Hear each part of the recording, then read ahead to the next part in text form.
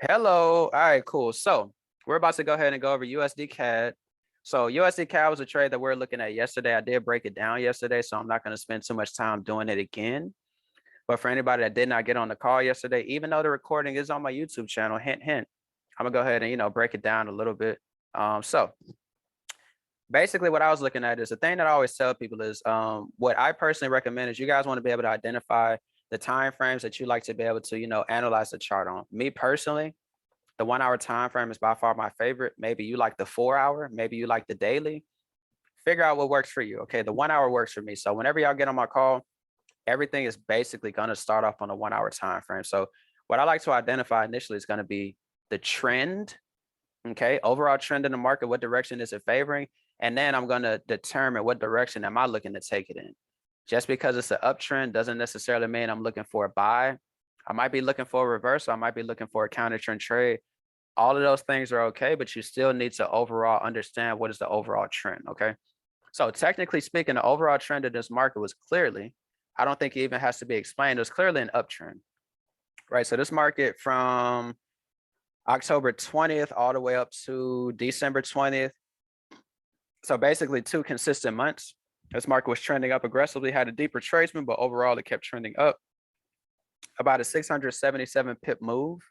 Okay, and as you can see, now obviously is 100% confirmed that the market is bearish. Okay, now when I initially looked at the setup, I was looking for bullish, but now I can see that it is bearish. Why do I say that? Because the market has now broken a very strong level of structure, which is going to be right here. Hit our stop loss and broke the structure. So we know for a fact that this is a downtrend. So now we know it's a downtrend. But at the time I was looking at the setup, I'm going to actually use our replay tool so I can show you guys what I was eyeballing up in here somewhere. All right, cool. So go back to the 1 hour. All right, bet.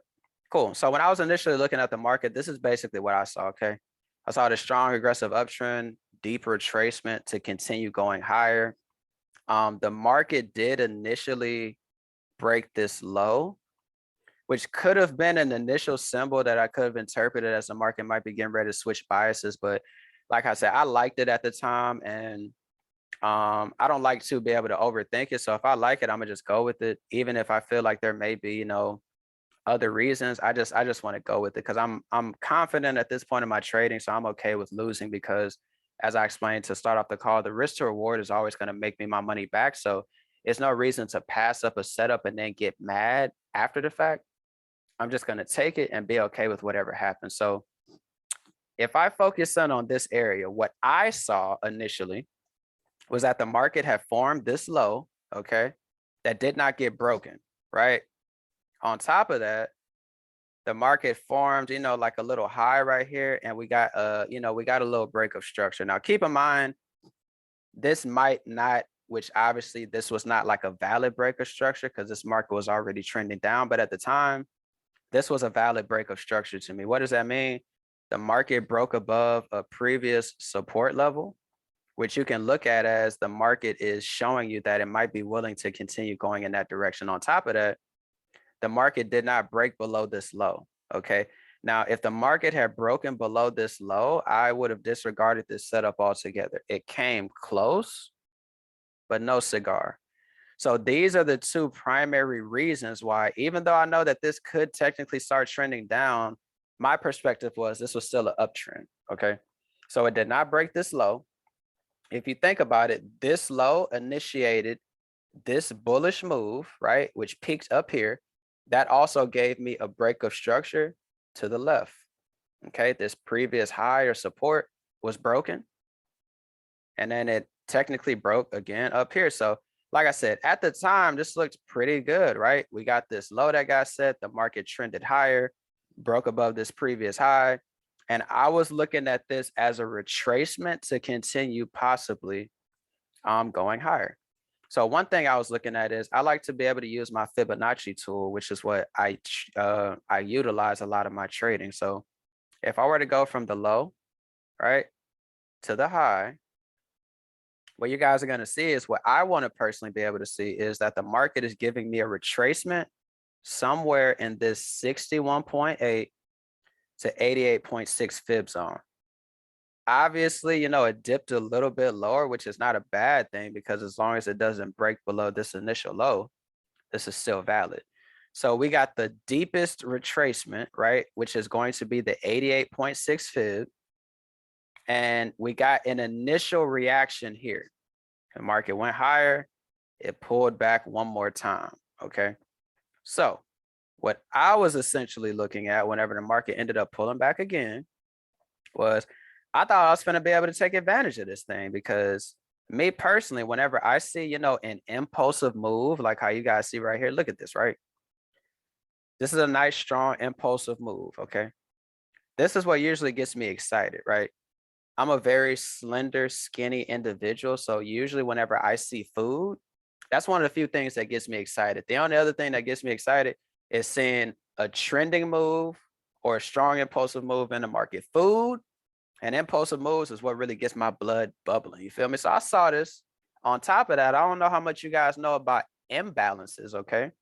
Break it down real quick for you guys. I saw this imbalance. Now, you're like, Tyree, what the hell is an imbalance? I got you, brother. Just be patient with me. So an imbalance is whenever you have a very strong impulsive candle. It can either be a bullish candle or it can be a bearish candle. Within that candle, I want you guys to notice there is a gap from this wick to this wick down here. Now I know it's a lot going on, so let me remove this. So if you guys look from this wick to this wick, notice this big ass gap in this candle. That is uneven pricing. So whenever the market moves extremely quick in a direction, sometimes it is going to leave an imbalance, which is a gap, which is also uneven pricing. And a lot of times you can utilize that information to be able to predict the market might possibly return to this area before it continues going in whatever given direction it is trying to go in. So from my perspective, the information that I'm absorbing, once again, uptrend, right? Low, created a bullish move, broke a high, retraced, might continue going higher. This is where I was looking to get in to potentially continue going higher. But just whenever you thought it couldn't get no better, right? It was looking like it was getting better. So for me, the other thing I also saw was there's something called divergence. Now, if you guys get on these calls enough, divergence is going to be like your best friend. You might break up with your girlfriend and start dating divergence. I don't want to create, you know, no trouble in the household, but I'm just keeping it real with you. Okay. So divergence is bae. I'm single. So divergence is bae as far as I'm concerned. So one of the easiest ways to be able to detect divergence is utilizing the indicator called the RSI. You don't have to have any custom settings. Just leave it default. Okay. You can change the color if you want to. Now, I like to be able to go from the candles, okay, to the line chart. Why? Because now these look identical versus you getting thrown off by all the candles and the wicks and all that type stuff. So the line chart is how I'm able to easily detect divergence. So I'm going to show you guys, right? Basically, what I initially saw. So what I initially saw is if I were to take a trend line tool and go from here to here, right? You guys can clearly see this is going down, okay? It is not going up. This is going down. Now, by definition, in order to have a confirmed divergent move, you would like to have the market go in one direction. You would like to have the indicator that you are utilizing to detect divergence to go in the opposite direction. So what is the opposite of down? It is obviously up, okay? So if I look at the same 2 points, which I can identify by taking a vertical line, right? I can put this here and I can put this here. You guys can see that both of these points match up perfectly. So from here to here, the market is going down. From here to here, the market is going up. That is called divergence, okay? Divergence is a really great tool to be able to utilize to be able to take reversal trades. I mean, that bomb trade that we took on GBP JPY had divergence as well. But as you guys know, like I say, you're not going to win every trade. And the thing I want y'all to focus on is the only reason why I'm putting so much time and effort into this trade, even though we already lost, is because you want to get to a point where, in my personal opinion, whenever you're taking a trade, even if you lose, If you go back and look at the trade and you feel as though there's nothing you could have done differently, that is exactly where you want to be able to go. If you can constantly be like, I shouldn't have did that, or overlooked that, you still have a lot of practice that you want to do. I'm personally at the point to where literally any trade that I lose, I already know there's nothing I could have done differently. But for the purpose of teaching, I want to be able to show you guys why I still am confident, even though I lost the trade. If I would have taken this trade again and had the opportunity, I still would have executed because I'm confident in what I'm doing. And that's why I'm going into so much detail as to why I took the trade initially, even though I lost. It's a part of the game, right? So we had another type of divergence, okay? So we had divergence from here to here. We also have a shorter term divergence. So I mean, it was like double divergence. I really thought this was finna be lit. The market had other plans, all right? Y'all know how that go. The market had other plans, but that's cool. So once again, if we notice, right? From here to here, the market is clearly going down. But from here to here, right? The market is clearly going up. And in a lot of instances, whenever you have divergence, immediately after the divergence happens, the market gives you somewhat of a strong impulsive move, like how you guys see represented right here. So the final confirmation that I usually take advantage of, everything I'm showing you guys are the confirmations that I utilize for every single setup. Pretty repetitive, okay? I also like to utilize the RSI to be able to detect what I call, exhaustion in the market. So anytime you see this white line come outside the purple box, and whatever given direction it is exiting the purple box, the market usually is trying to tell you that it is becoming weaker in that direction. So if it is exiting the purple box to the downside, that means the selling momentum is getting weaker. If it exits the box to the upside, that means the buying momentum is getting weaker. Now, do not confuse that for I'm gonna just randomly hop in for a buy or a sell anytime the white line gets out the purple box. You are going to hurt yourself, okay? You're definitely going to hurt yourself. That is not what that means. That just means you can start getting ready to potentially see the signs that the market is showing you that, hey, Tyree, I might be thinking about going up. I'm not finna go up right now, but I'm insinuating that in due time, I might be getting ready to change direction. So all of these are the reasons why I got to the point where I was like, you know what? I really like this setup. So from there, you got to be like, okay, Tyree, so if you like this, where exactly are you going to get in and why are you going to get in there? I got you. So within this impulsive move, what you would like to see is if you have an imbalance that looks like this, you would like to see a retracement somewhere within this imbalance to then take a continuation in whatever given direction that you're looking for. Now, it's two kind of people. There are people that trade off of zones, and there are people that look for an exact entry. I personally look for an exact entry because I like to take pending orders, which are buy limits and sell limits. I don't do buy stops and sell stops, okay? So if you like to trade from a zone, that personally means you're going to have to be available a little bit longer looking at the chart. You're going to have to wait for the market to get to that zone. You're then going to have to wait for the market to start rejecting in that zone. And then you're going to have to wait for some type of doji candle or some type of formation that's going to give you the confidence to go ahead and execute by market. Now, that style takes way more patience than what I'm willing to give to the market. I'm pretty lazy. I want to be able to put in a buy limit or sell limit, go to sleep, wake up and know that the market is going to activate even if I'm not looking at the chart. So the way that I look for an entry is, if you guys notice, I have not gone below this 1 hour time frame, and I usually don't. When I'm looking for an entry candle, which is going to be an engulfing candle, I'm only looking for that candle usually between the 1 hour and the daily time. Honestly, I never am probably going to use the daily, so more so the 1 hour and the 12 hour, okay? Now, reason why I do this is because what I ended up finding out is, if you guys never heard the term, you know what I'm saying? The bigger the time frame, the stronger the level, the stronger the structure, the stronger the confirmation. And that's true. Okay. If you're looking at something on the 15-minute, might not be as strong as something on the 5 hour, the 1 hour, the 4 hour. And not saying that you're not going to win, but if you're losing trades, maybe start paying attention to the time frame that you're actually forming your bias on, right? So all I simply do is I start flipping through these time frames until I find an engulfing candle. So if you guys notice right here, this is an engulfing candle, okay? Right here. Big green candle, immediately to the left of it is a small red candle. This is what I utilize to take my entries. If I don't see an engulfing candle, even if after I've broken down all this information, there's no possibility for me to get into the trade because this is my signature entry. Now, from this signature entry, I told you guys, I'm looking for a specific entry. I'm not looking for a zone.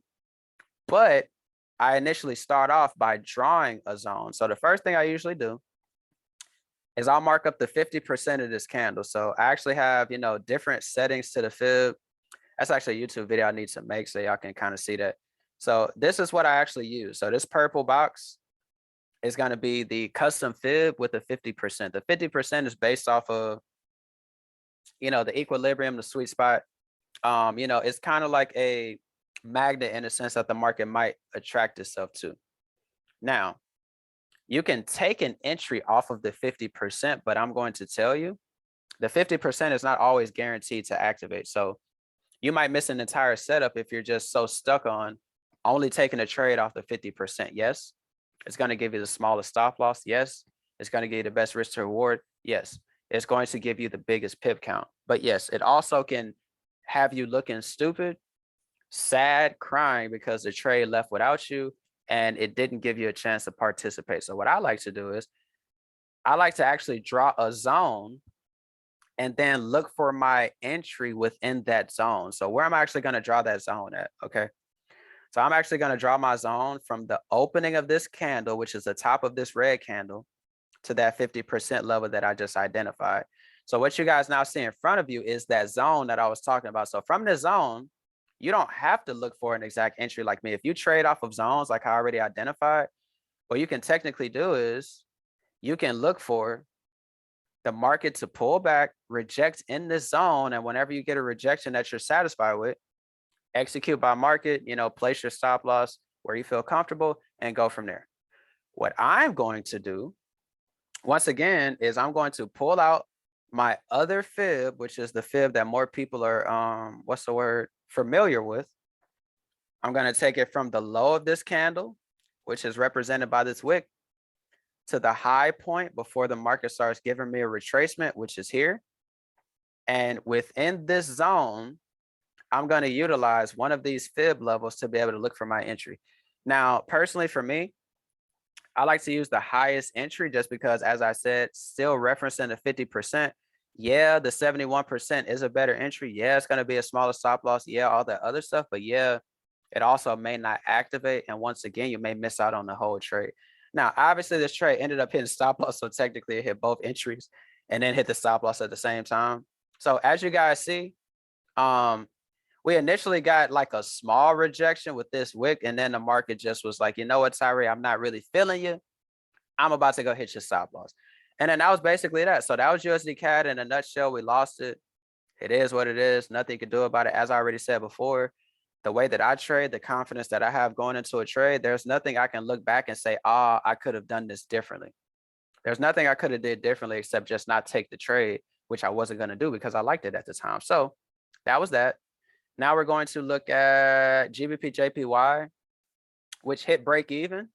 But before it hit break even, boy, did that thing drop it like it's hot. You feel me? So if we go back to GBP JPY, that was up here. So GBP JPY I sent out on January 9th, which was on Sunday, I believe. So this is what the setup initially looked like. Okay, so I actually took this off of the 12-hour. I told you guys that's an engulfing candle, as you see, on the 12 hours. So I told you guys, you know what I'm saying? I do use up to the 12 hours, rare, but I do use it. And here are the parameters. As you can see, it actually went to TP2, gave us a 7.5 to 1 risk to reward, which is why, like I said, I'm not tripping on losing on USD CAD. No, I don't want to lose, but whenever I lose, I mean, I really lost profit. I didn't actually lose money. I lost some of my profit because I was already up big from the first trade we took of the week, going crazy. So as you guys see, I sent out the updates, right? 25 pips, 61 pips, 95 pips, 126 pips, 114 pips. So here we are, 126 pips, right?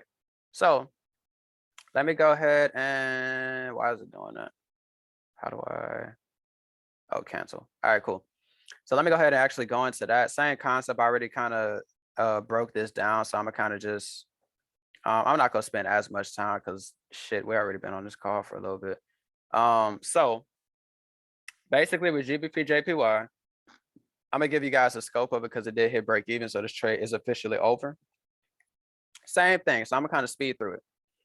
First thing I want to look for is the overall trend of the market. What is the overall trend of the market? So for me, actually, let me reverse this real quick so you guys can see what it looked like at the time I was taking the setup.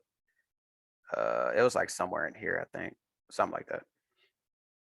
So the overall trend of the market, as far as I was concerned, was an uptrend. Where do I form that opinion from? Once again, right, this market created a low, right, which did not get violated. Almost did, but almost is not the same thing as it did, right? So it created this low, right? At this point, I would pull out my fib, right? I would see how deep of a retracement the market gave me, which is, no, actually take that back. Hold on. No, I'm right. So yeah, it was an overall uptrend when I was looking at, even though I took a sell. So basically this market at the time was an uptrend. As you can see, the market was extremely bullish. It technically pulled back into our fib zone once again. More specifically, you could say it gave us the deepest retracement to the 88.6, ended up rejecting, never violated this low, and it continued to trend higher. Okay. Now, the other thing that I noticed is I saw that we had this rejection up here. So this rejection had already happened whenever I came to the market. So I was like, okay, even though I'm looking at this as an uptrend, it's rejecting pretty aggressively up there. So what would happen if I were to actually use the fib vice versa, right? And look at this as a sell, okay? Because as I said, I'm not guaranteed to take the trade with the trend if, you know, my bias is telling me otherwise. So my bias was telling me this rejection has to be because of something. So once again, I pulled out the fib. As you guys can see, this actually reacted perfectly on that 88.6 fib extension, okay, which is represented here. And it is not by accident that the market gave, you know, a very aggressive retracement, right? A very aggressive move to the downside. If you look at how this market was trending up, this is by far the strongest move to the downside of this entire move, which is of, how many pips is that? So this is about, what, 830 pip move. And out of that entire 830 pip move, outside of like this is by far the strongest retracement, okay? So that kind of like opened my eyes. So I was like, okay, so if the market is showing that it drops that aggressively after hitting that 88.6 fib, maybe it wants to keep dropping, okay? Because think about it, right? What goes up must come down. And even if this is technically still an uptrend, in order for the market to continue going up, it has to eventually give us some type of deep retracement. It literally has no choice. When it's going to do it is the question. Does it have to do it eventually? Of course. So I was basically like, okay, even if this is technically an uptrend, I can still take advantage of the retracement. So I was looking at this sell basically like a retracement and an overall trending move. So the next thing that I was actually able to do is I was able to come over here, and then once again, I'm utilizing my indicator. So remember, I just told you guys about divergence, right? Think about it, right? Divergence is going to be in a lot of setups that I take. So once again, if we go from the high, right, from this high to this high, what is the market clearly doing? It's clearly going up, okay? Let me zoom in for anybody that might be, you know, visually impaired, because I don't know if y'all know, I got LASIK surgery, so I got that 20/20. It's official, no cap. So from here to here, the market is clearly going up. But obviously, in the same instance on the indicator from here to here, the market is clearly going down. So even though we lost the trade on USD CAD, like how I told you, divergence for me is based off of a lot of winning successful trades. And you guys have been a part of some of those if you've been tuning into these calls. So everything that has divergence is not going to be a dub, but I guarantee a lot of times it will be. And this is one of those examples to where it actually benefited us. So clearly this is going up. Clearly this is going down. We got divergence. What else do we have? Remember what I told you, whenever the white line comes outside of the purple box, it is showing us exhaustion. But it doesn't mean randomly hop in for a sell. What would have happened if you would have hopped in for a sell here? you would have got a little bit of a sell, then the market would have eventually come back, hit your stop loss. So that's why I said, this doesn't mean get in as soon as you see it, but it's prepping you to be able to get ready for a possible opportunity, which presented itself whenever the market formed this high, gave us official divergence, and then gave us the deep retracement. So the next thing that I'm gonna be looking at is within that deep retracement, I only have one more thing to do, right? The same thing I told you guys last time. Now, this is a little bit different because when I ended up getting to the 12-hour and I found this big ass engulfing candle, it was impossible for me to trade off of this candle because the stop loss would have been too damn big.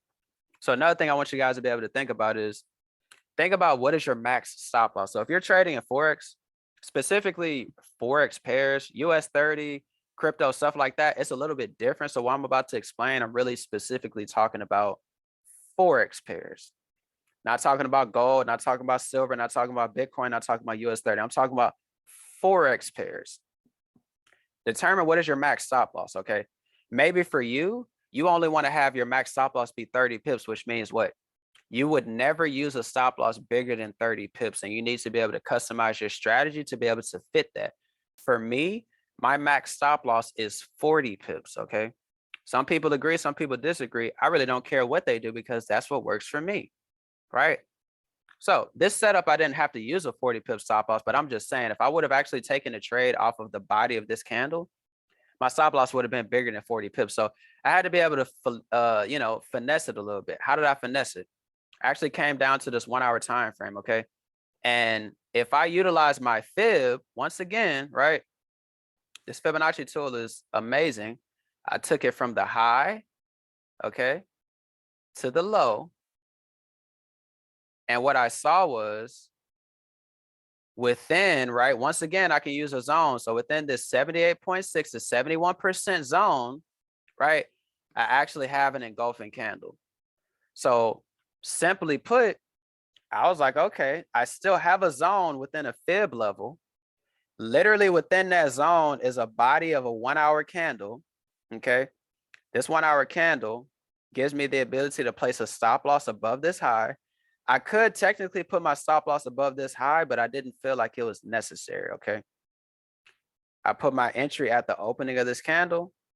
And then at that point, I basically let this thing do what it do. So I'm gonna speed that thing up real quick. And as you guys see, I want you guys to see how nicely the market rejected off of this. So look at how aggressively the market reacted. And at that point, that's the thing that you guys want to be able to take advantage of. Whenever you get a move like this, that's how you know you got in at the perfect spot. The market wasted no time rejecting, and then it was like, all right, I'm good. I'm about to go ahead and take off, right? If the market plays around a little bit and stuff like that, it doesn't necessarily mean it's a bad thing. It just means these are the moves that you really want to be in, because this is how you know you were right, okay? Drawdown doesn't mean that you're wrong, but no drawdown, it just makes you feel better whenever you have no drawdown, okay? So this is an example of, as I told you guys, this was a great move, right? Take profit one got hit, take profit two got hit. Ultimately, I was looking for a deeper retracement, TP3, TP4. You don't always get what you want, so you got to take what the market gives you. What the market gave me is 126 pips, 7.5 to 1 risk to reward. Was I happy? I was ecstatic, okay? And then ultimately it came back and hit my break even. Me personally, I don't take trades again. Like once the trade is done, win, lose, or draw is done, I don't try to get back in. I don't try to, I'm saying, if it pulls back to entry, try to sell it again. I don't trade like that. Once I hit take profit, I adjust my stop loss to break even. Once the break even gets hit, I'm done with the trade until further notice. So that was basically the two setups that were between the past couple days. Now we're going to go ahead and dive in to finish off the call on GBP NZD, which is right here. And this is hopefully getting ready to activate.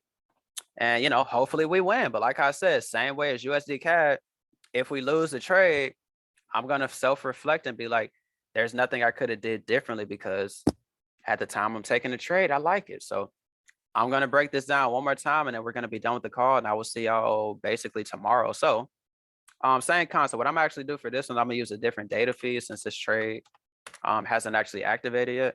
So I'm going to use an Oanda, come over here. That is definitely GBP JPO. I need GBP NZD. All right, cool. So let's go ahead and pull up GBP NZD. So we're going to do the same thing, right? And I don't need to use a replay tool necessarily just because, what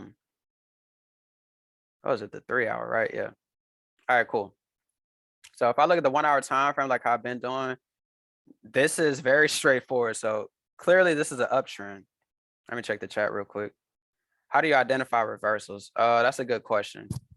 Me personally, the same way that I've been explaining, essentially for me, the easiest way to identify reversals is by utilizing. So I'm gonna be honest with you guys. I don't really use the RSI. I just use the RSI as a teach y'all. I really use the TDI, but kind of like how I've told people that I've gotten on these calls a lot, I don't like talking about the TDI just because I've never explained it and I don't want to cause confusion. So it's just easier to explain the RSI. These essentially work similar, not exactly the same. But if I'm being honest, I use this. I really don't use this. I just use this to teach y'all because this is way more confusing. As you can see, it's a lot more going on. And I really don't feel like taking the time to explain all that. So to answer your question, divergence, right? So to identify reversals, divergence, and the extremes. So whenever I'm explaining the white line coming outside the purple box, that's basically used for reversals because if the market is trending up and it's weakening to the upside, that might mean a reversal is about to happen. Also, divergence is another way to be able to predict that a reversal is going to happen. So let me know if that did answer your question in the chat for whoever just asked that. That was a really good question though, because reversals are obviously tricky. It definitely is easier to trade with the trend, especially if you're not that experienced, because otherwise you're just trying to predict highs and lows, and that's not the best thing to do if you don't have a lot of data to be able to have the confidence to do so. Cool, cool, cool. Yeah, really good question. I appreciate that. So obviously this is going to be a reversal. Why? Because it's obviously bullish as hell. There's no ifs, ands, or buts about it. This market is bullish. There's no need for me to break it down, explain it. It has clearly just been going up. So with me understanding that, that's why, like I said, I would be paying attention to the RSI. So what do you guys notice? Once again, let me show you if you don't see it. It starts with a D, okay? So here to here, right? Here to here, right? So we got divergence once again.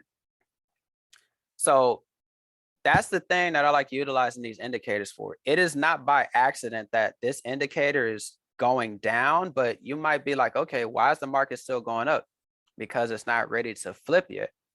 This indicator is basically saying, okay, even though the market is still going up, this is going down. So eventually the market may imitate the same thing that is happening down here.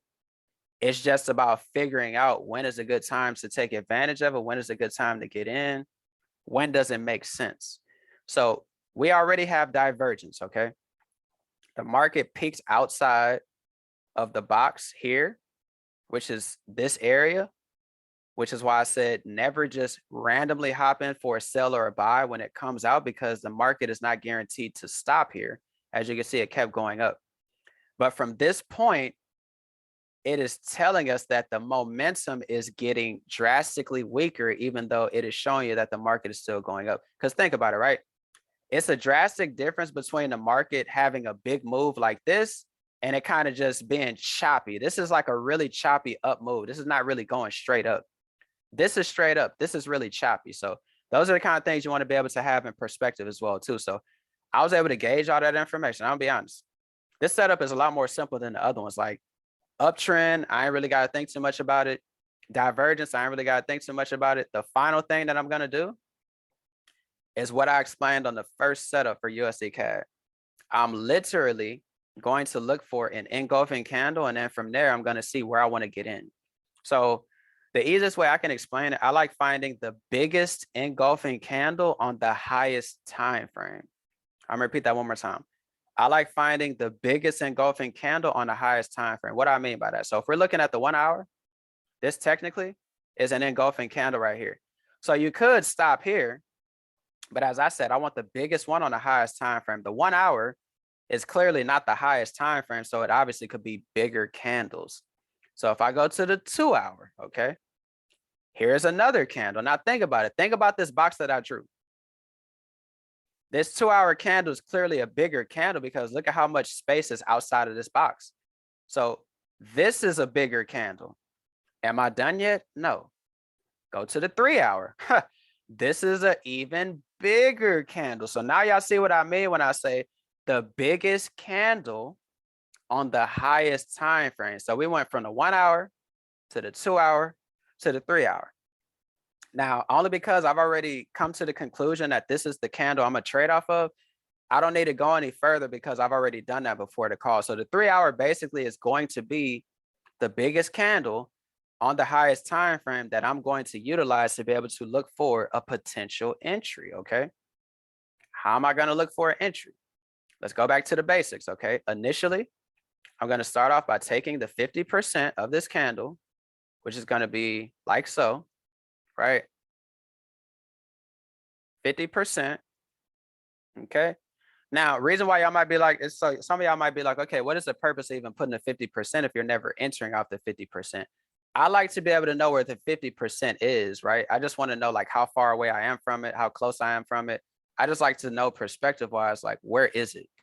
So once again, if I draw that entry zone from the opening to the 50%, right? Now I have a sell zone, okay? So anything within this zone, right? Some of y'all might have sold it here, because these are the rejections. So if you don't know what I mean by waiting for a rejection, if you're waiting for it to get to the zone and you would prefer to do a market execution versus a buy limit or sell limit, this is what I mean. Here's a rejection. Here's a rejection. Obviously, the market hasn't gone in the direction yet because it might not be ready. But these are two examples of you can wait for something like this and then you can just sell by market if that's what makes you feel comfortable. Okay. But me, I told y'all I'm lazy, bro. So what I'm going to do is I'm going to start from this high. I'm going to come to this low. Okay. And I'm going to go ahead and switch my fib up. Wrong one. Switch my fib up. And remember what I told y'all. What did I say? I'm going to use the fib level that is within my entry zone. So what's the fib level within my entry zone? It's only one. The other two examples, it was 2 fib levels. This one only has one, so I don't even have to think about it. There is my entry, okay? And if I didn't speak about it, the stop loss is always going to be at the same spot. Your stop loss is always going to go right above the high of the bearish candle or right below the low of the bullish candle. I personally always recommend that you add spread. I always add at least 2 pips of spread. So if I erase that and now go back to the actual setup, now it makes sense as to why I'm looking at the entry, why I'm looking at it. And, you know, I never necessarily talk about the targets just because personally, I feel like people eventually with time, you'll figure out targets and stuff like that. And in the future, I might start doing that. But honestly, I just get on these calls to tell you guys about, you know, the setup, why I'm entering, where am I entering, why did I enter, you know, all these other things. You know, the actual where I'm targeting is kind of relevant to a certain extent because trading is really about being in profit. The targets are very subjective. You know, different people are going to have different target areas based off of whatever. Different people are going to adjust their stop loss to break even based off whatever. But the stop loss and the entry, I wanted to focus on because that is the most important thing. Once you get in profit, people are going to manage their trade how they want to manage it. I just need to focus on showing you guys where to enter and where to place your stop loss. Everything else is very subjective, okay? So in the grand scheme of things, this is basically it. So for anybody that does not have access to the setup, you know what I'm saying, make sure you guys are in my Telegram chat, which I'm going to go ahead and drop back in this chat one more time. So you guys have full advantage of that. Also, like I said, if you watch my YouTube videos, if you look at the description and any of my YouTube videos, the Telegram is going to be placed in the description of every single YouTube video. Also, if you go follow me on Instagram, it will be in the link in my bio. Okay. So basically with that being said, guys, I appreciate everybody for being on the call. As I said before, this call has been recorded. I will be uploading this on my YouTube channel sometime later on in the day. If you guys want to rewatch it, or you maybe got on the call later, hopped off early. So I will see you guys again tomorrow at the same time, 1 a.m. Central, 2 a.m. Eastern. As usual, I appreciate all you guys for staying up late enough to be able to hop on my call. Shout out to my boy Swank, shout out to my boy Nye, shout out to my boy penitentiary trader, and everybody else, you know what I'm saying? So I'll see you guys again tomorrow. I'm about to be a student. So if any of y'all are in I'm gonna tell y'all what I'm about to do. And I recommend that y'all do the same because I'm still a student. Don't get it twisted. I still get on Go Live. Go Live is television. What I'm about to do is I'm about to go hop on John Dollery and Rob Kumar's session. So if y'all got the Pro Pack, I recommend y'all do the same because that's what I'm about to do. So I love you guys. I appreciate you guys. See you guys later. Don't do anything tonight that I wouldn't do. And I'll see you when I see you. Peace.